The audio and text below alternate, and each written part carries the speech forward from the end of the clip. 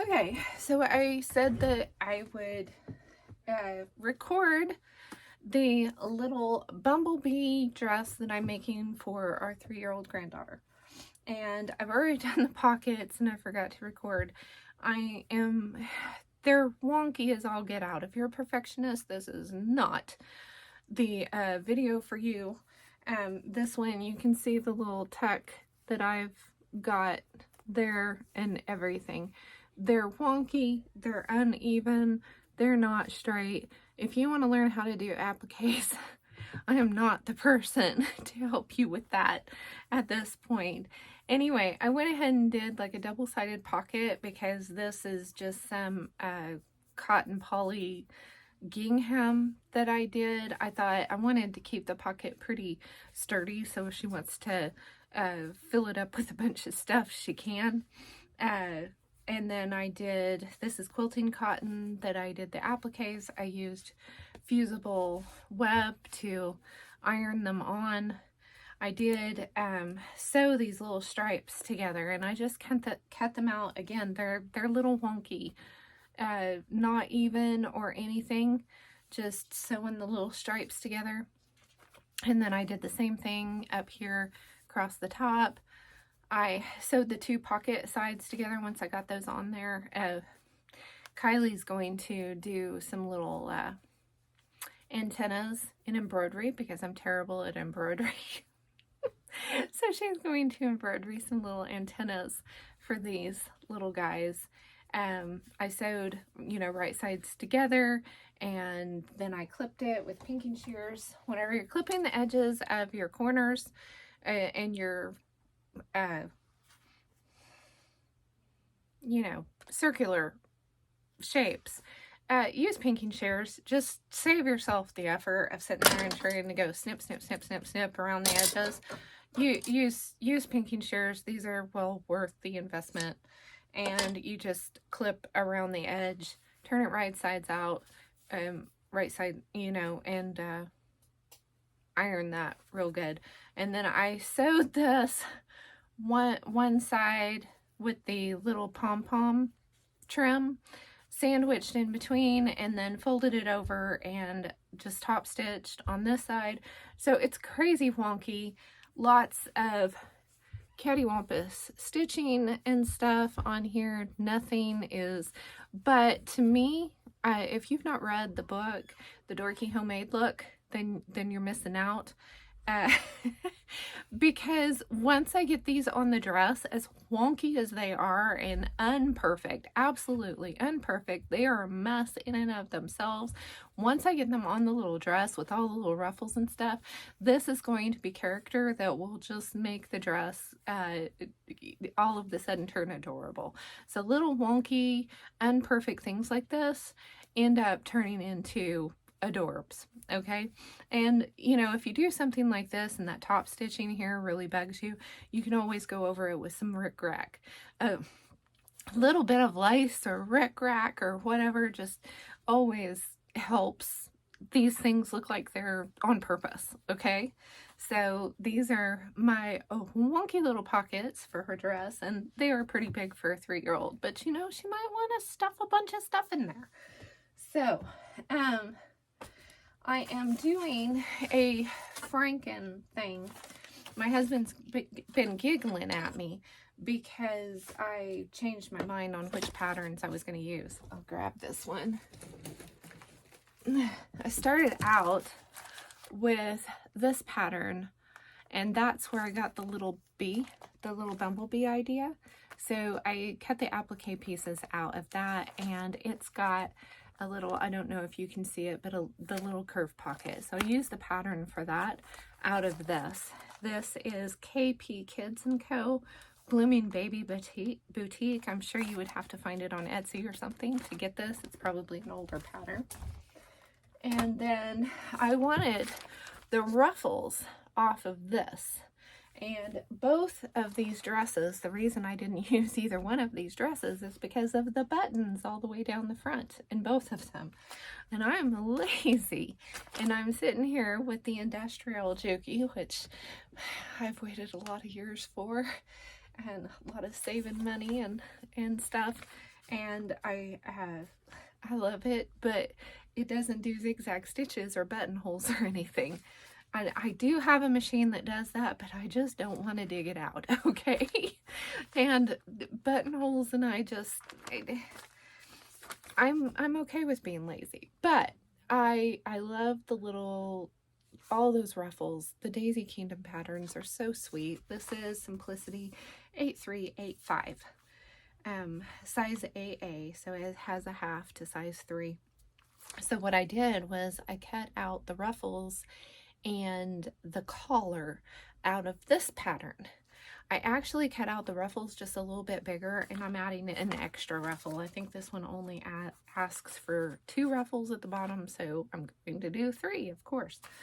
Okay, so those 2, and I've already, the collar, I decided I've put the interfacing, lightweight iron-on interfacing on this side. This is the fabric. It's beautiful, and these are just little kind of embroidered little daisies, and she likes the feel of it because you can feel the daisies. And then the underside's just going to be white. There's no reason to use the pretty fabric on the underside. Nobody's going to see it, right? And so I've already put the interfacing on the collar, and I will be sandwiching the ruffles in between here whenever I get them ready. So that's that. But the dress, I decided to use this one, Simplicity 8948, and it goes up half size to size 4. Adorable little just A-line dress.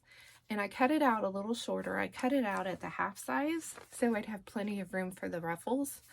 And I made sure that the collars, this collar was shaped quite a bit different, but the neck, the inside of the neck of both of them is about the same length. So I cut out my collar just a little bit bigger so I can take it up just a little bit if I need to fit the neck on this. And I will be using some bias tape probably to do the inside of the neck down. I'll probably be using the serger to finish off most of the seams on this. I do like doing French seams, but I probably won't on this. So that's the pocket band. It was just like this, and I just kind of did my stripes and then cut it out to fit. And the other side was just the black. And let's see. And then there was the pocket piece. If you like drawing off your own, this is just a really easy, and I traced them off onto just paper and did that. I think this is newsprint that I've got here that I'm using. I was thinking about doing the bloomers, but I don't think I'm going to. I think I'm going to get her, since it could be cold, some little yellow fleece lined leggings to go underneath. And she's got these shiny black boots that she picked out all by herself that is going to be so cute with this dress. So, and I've got the zipper. Had somebody donate a whole bunch of zippers, a whole 5-gallon bucket worth of zippers. This is an invisible zipper, not usually what I would get, but it'll work just fine for this project. So my next thing will be to start sewing the pieces together. So I've got the back. I'm going to sew the zipper on first so that I can get that over with. And that way, if anything's a little bit wonky, it's easier to scrunch things around as needed. Like I said, I'm an anti-perfectionist, and wonky ends up just giving it character. If you haven't read that book, The Dorky Homemade Look, I'll try to make sure that I put a link in the title and the author's name. I forgot what her name was, in the description so that you can have that. But I'm going to take this, and I'm going to take the right side of the fabric. Isn't that so pretty? And I'm just going to lay the zipper, the right side of the zipper, down on top here. And I'm going to, if I'm smart, you know what I will do? I will go ahead and serge it first. That way I don't have a raw edge there. That's probably a good idea. And then I'm going to sew with my machine. I think I have a zipper fit. I'm going to have to put my other shank thingy on there. No, I'm not. I got an attachment for this machine so that I could change. There it is.